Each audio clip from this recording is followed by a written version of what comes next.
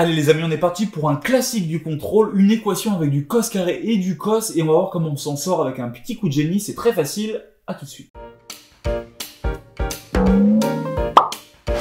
Pour régler cette équation, deux options, soit l'énoncé va vous aider et vous dire on pose grand X égale cos X, soit vous devez le deviner. Mais a priori, à ce stade de l'année, vous l'avez déjà fait avec exponentielle. Vous l'avez déjà fait avec exponentielle. Est-ce que vous l'avez fait avec exponentielle? Non, vous l'avez jamais fait, c'est la première fois. Excusez-moi, je viens de faire les terminales, donc je suis un peu paumé. Non, c'est la première fois qu'on le voit, c'est une nouveauté.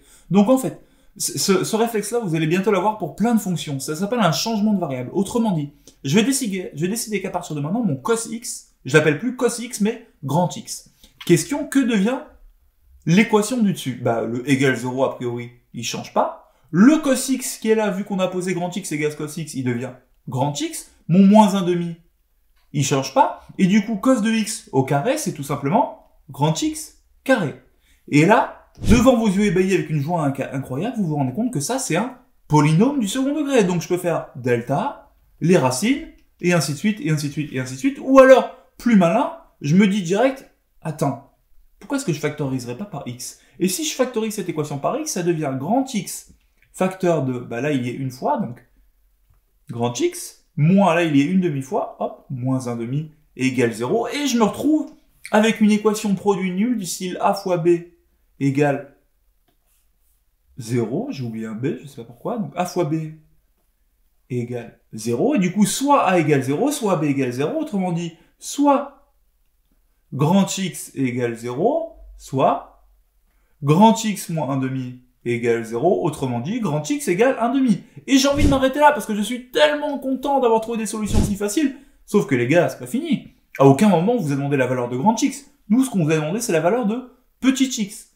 Donc, de la même manière que vous avez fait votre changement de variable en remplaçant cos de x par grand X, vous allez remplacer grand X par cos de x. Donc ici, je me retrouve avec cos de x égale 0 et cos de x égale 1/2. Petite parenthèse, si vous avez eu un terme constant, là, genre plus 3, vous auriez fait un delta et les racines et vous serez arrivé exactement au même endroit. C'est juste pour vous dire que, effectivement, là, on aurait pu factoriser directement par cos de x, mais ça marche aussi pour quand il y a un troisième terme qui est non nul.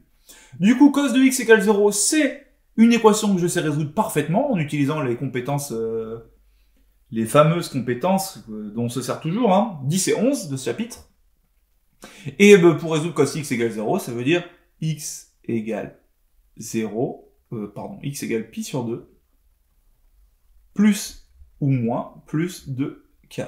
Pi avec k appartient à grand Z, et cos x égale 1/2, ça veut dire x égale plus ou moins pi sur 3, le plus petit des cos, plus de k pi, avec k appartenant à Z. Et ça, c'est notre bloc de solution. C'est soit ça, soit ça. Et je peux encadrer, et tout le monde est content. Ça, vraiment, ça tombe au contrôle, et si vous l'avez pas vu, apprenez à le faire. Parce que même si le prof vous donne le petit changement de variable qu'elle a, donc même si le prof vous dit, pensez bien à faire grand X égale cos X, c'est pas évident que vous arrivez à aller jusqu'au bout. En attendant, à vous de jouer, go les exercices, vous êtes des champions.